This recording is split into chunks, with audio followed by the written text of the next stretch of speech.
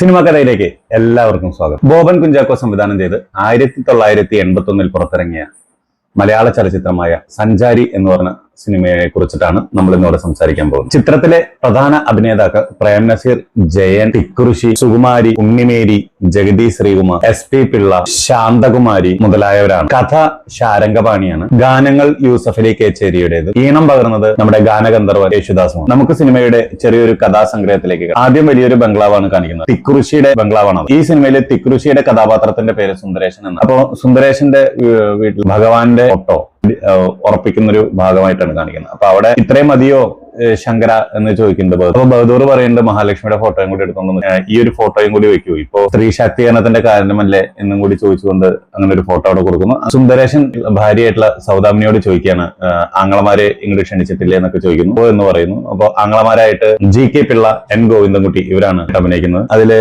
GK പിള്ളയുടെ പേര് കേശവൻ എന്നും N ഗോവിന്ദൻകുട്ടിയുടെ പേര് വാസു എന്നുമാണ്. സൗദാമിനിയുടെ നാത്തൂനായിട്ട് വരുന്നത് സുകുമാരിയാണ്. അപ്പൊ അങ്ങനെ കേശവന്റെ ഭാര്യയാണ് സുകുമാരി. ഓത എന്നാണ് സുകുമാരിയുടെ ഇതിൽ പേര്.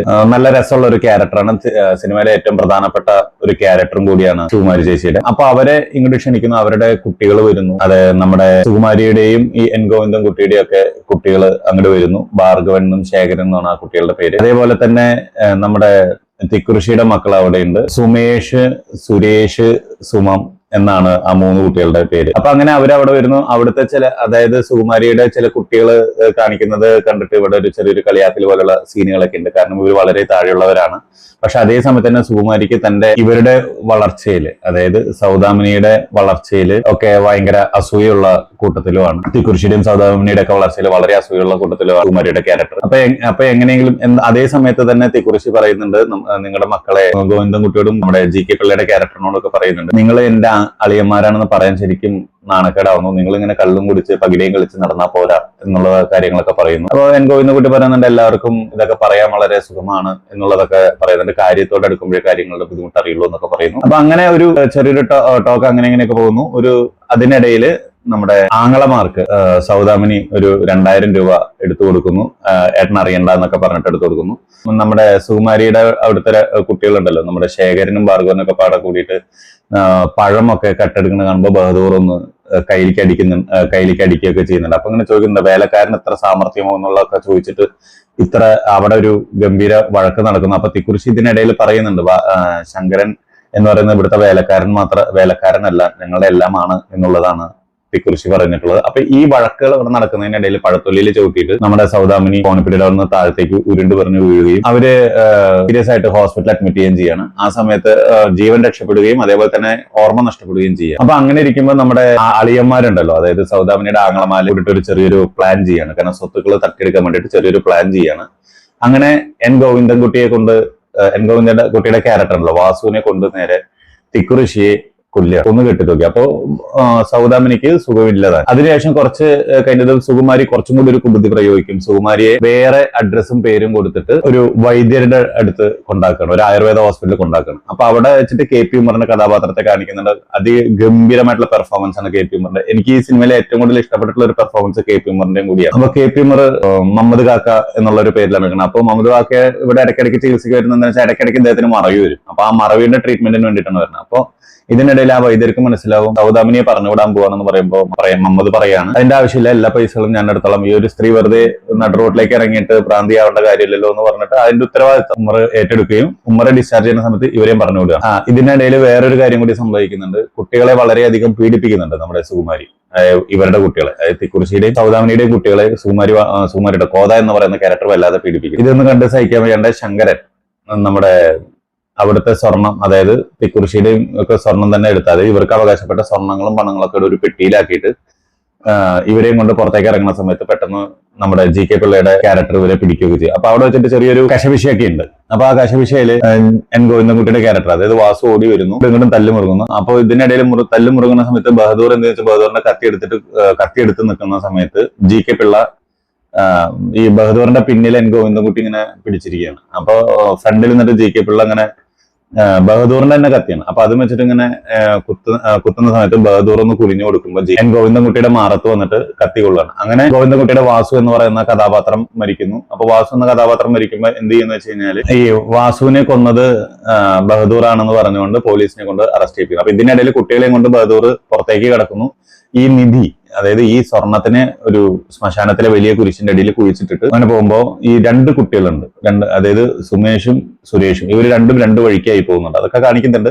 അപ്പൊ പോലീസുകാർ പെട്ടെന്ന് വന്നിട്ട് ബഹദൂറിനെ അറസ്റ്റ് ചെയ്യുകയും ചെയ്യാണ്. അപ്പൊ പിന്നെ കുറച്ചു കാലം കഴിഞ്ഞിട്ട് കാണിക്കുന്നത് കുട്ടികളൊക്കെ വലുതായതാണ്. അപ്പൊ നമ്മുടെ ഭാർഗവൻ എന്ന് പറഞ്ഞ ക്യാരക്ടർ ജയനായിട്ടും ശേഖരൻ എന്ന് പറയുന്ന ക്യാരക്ടർ മോഹൻലാൽ, പിന്നെ രണ്ട് കുട്ടികളുണ്ടല്ലോ സുമേഷും സുരേഷും, ഇവര് രണ്ടുപേരും പ്രേം നസീറുമാണ്. അതിൽ സുമേഷ് എന്ന് പറയുന്ന ക്യാരക്ടർ ഒരു സഞ്ചാരിയാണ്. അയാളൊരു പാട്ട്, എന്താ പറയാ, നമ്മുടെ വീണയൊക്കെ വായിച്ചിട്ട് റോട്ടിൽ കൂടെ പാട്ടൊക്കെ പാടി നടക്കുന്ന ഒരു പാവം ക്യാരക്ടറാണ്.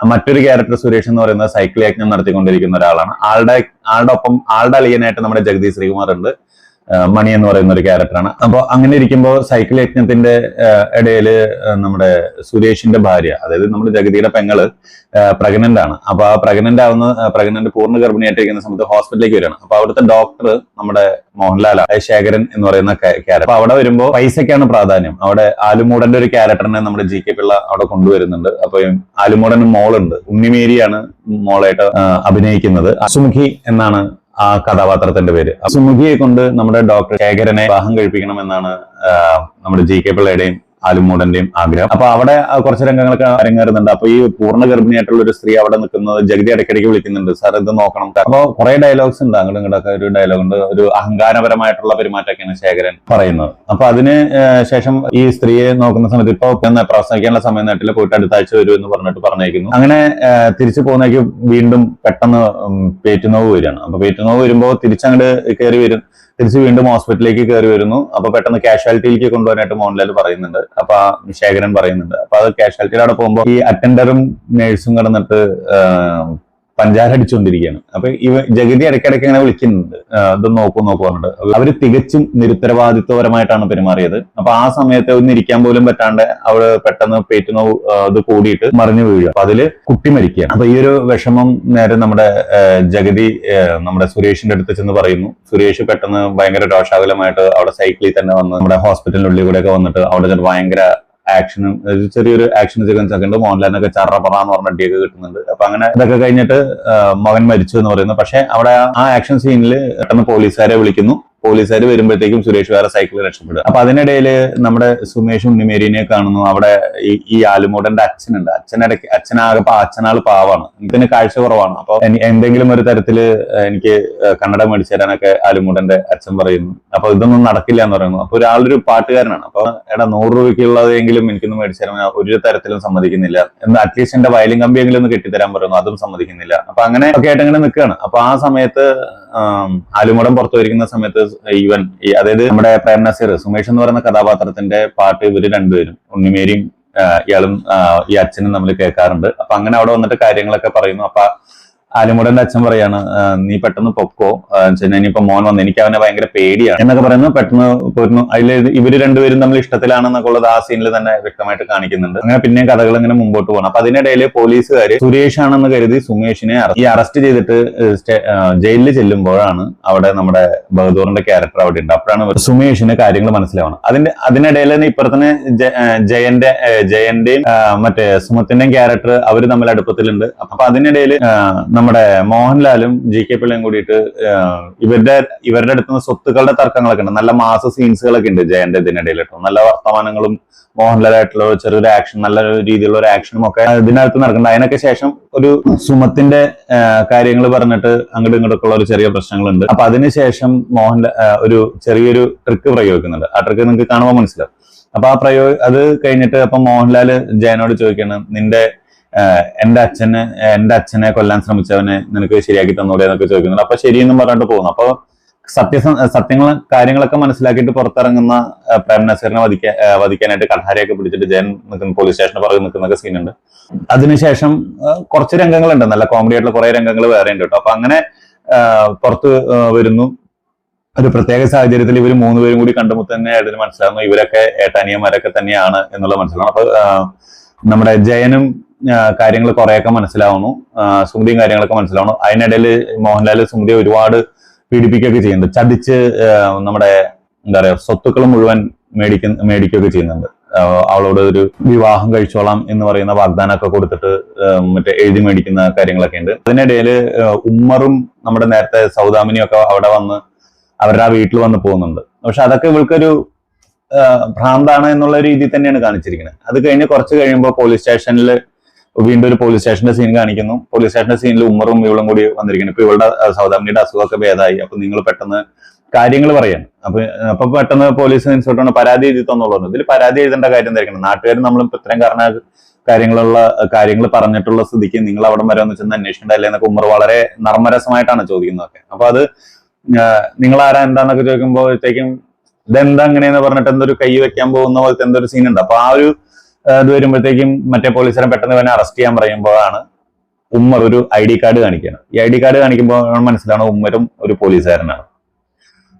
അപ്പോ അത് നമുക്ക് അപ്പോഴാണ് അറിയുന്നത് ഉമ്മർ പോലീസുകാരനാന്നുള്ളത്. നമുക്ക് അപ്പോഴാണ്, നമുക്ക് അതിനു മുമ്പ് ഇതൊന്നും പറഞ്ഞിട്ടില്ല. ആളൊരു പണക്കാരനാണെന്ന് മാത്രമേ നമുക്ക് ആ സമയത്ത് അറിയത്തുള്ളൂ. അപ്പൊ അങ്ങനെ മറ്റൊരു ചോദ്യം ചെയ്യാൻ വേണ്ടിയിട്ട് പോലീസുകാർ അവിടുന്ന് പോകുന്നു. ഇതിനിടയിൽ വീണ്ടും ആ ബംഗ്ലാവിനകത്ത് വെച്ചിട്ട് ഒക്കെ ഒരു ചെറിയൊരു ആക്ഷനും കലാപരിപാടികളൊക്കെ നടക്കുന്നു. ആ ആക്ഷന്റെ ഇടയിൽ മോഹൻലാൽ തന്നെ തോക്കുകൊണ്ട് വെടിവെക്കുമ്പോൾ സുകുമാരിക്കാണ് കൊള്ളണത്. അതായത് ആക്ഷൻ നടക്കുന്നതിനിടയിൽ ജയനെ കൊല്ലാനൊക്കെ ആയിട്ട് ജയനെ പ്രേംനസറിനൊക്കെ കൊല്ലാൻ വേണ്ടിയിട്ട് മോഹൻലാൽ തോക്കുകൊണ്ട് വെടിവെക്കുന്നത് ആ സീൻ. പക്ഷെ അത് കൊള്ളുന്നത് സുകുമാരിക്കാണ്. അതായത് സ്വന്തം മകന്റെ വെടിയേറ്റിട്ട് തന്നെ അമ്മ മരിക്കേണ്ട ഒരു സീനൊക്കെയാണ് വരുന്നത്. അങ്ങനെ അപ്പോഴത്തേക്കും പോലീസുകാർ വരുന്നു, കാര്യങ്ങളൊക്കെ മനസ്സിലാവുന്നു.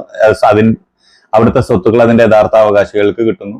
പടം എൻഡ് ചെയ്യുന്നു. ഇതാണ് സഞ്ചാരി എന്ന് പറയുന്ന സിനിമയുടെ ചെറിയൊരു കഥാസംഗ്രഹം. എന്നെ സംബന്ധിച്ചിട്ട് ഈ പടത്തിനെ പറ്റിയിട്ട് പറയുകയാണെന്നുണ്ടെങ്കിൽ എനിക്ക് എല്ലാ തരത്തിലും ഇഷ്ടപ്പെട്ടിട്ടുള്ള ഒരു മൂവിയാണ്. മോഹൻലാലിന്റെ തന്നെ നെഗറ്റീവ് ഷെയ്ഡ് ആയിട്ടുള്ള ഒരു ക്യാരക്ടറാണ് ശേഖരൻ എന്ന് പറയുന്ന ക്യാരക്ടർ.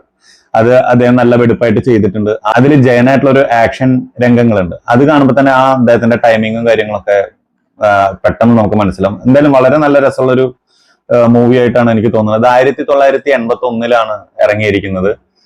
എനിക്ക് തോന്നുന്നു ജയന്റെ മരണത്തിന് ശേഷമായിരിക്കണം ഈ സിനിമ റിലീസ് ചെയ്തത് എന്ന് തോന്നുന്നു. ഞാൻ കണ്ടത് യൂട്യൂബിൽ നിന്നാണ് ഈ സിനിമ കണ്ടത്. അതിൽ 1-2 കമന്റുകളിൽ നിന്നാണ് കേട്ടോ ഞാൻ ഈ ഒരു സംഭവം മനസ്സിലാക്കുന്നത്. അത്യാവശ്യം നല്ല ഹിറ്റ് ആയിട്ടുള്ള ഒരു ചിത്രമാണ് സഞ്ചാരി എന്ന് പറയുന്നത്. തീർച്ചയായിട്ടും നിങ്ങൾക്ക് കാണാൻ പറ്റാവുന്ന നല്ലൊരു സിനിമ തന്നെയാണ്. അതിൽ പ്രേം നസീർ ഡബിൾ റോളാണ് അഭിനയിക്കുന്നത്. കുറെ കാര്യങ്ങളുണ്ട് ഈ പടത്തിൽ. ഇനി എന്റെ ഒരു അഭിപ്രായം പറയാൻ വെച്ചാൽ മസ്റ്റ് വാച്ച് ആയിട്ടുള്ള ഒരു മൂവി തന്നെയാണ് സഞ്ചാരി എന്ന് പറയുന്ന ഒരു പടം. വീഡിയോ ഇഷ്ടപ്പെട്ടെന്ന് കരുതുന്നു. ഈ സിനിമ കണ്ടിട്ടുള്ളവരാണെങ്കിൽ നിങ്ങളുടെ അഭിപ്രായം ഒന്ന് പറയണേ. കണ്ടിട്ടില്ലെങ്കിൽ കണ്ടതിന് ശേഷം നിങ്ങളുടെ അഭിപ്രായങ്ങളൊന്ന് പറയണം. ലൈക്ക്, ഷെയർ, കമന്റും പിന്നെ ഒന്ന് സബ്സ്ക്രൈബ് ചെയ്യാനും മറക്കരുത്. നമുക്ക് അടുത്ത വീഡിയോ ആയിട്ട് വീണ്ടും കാണാം. ബൈ.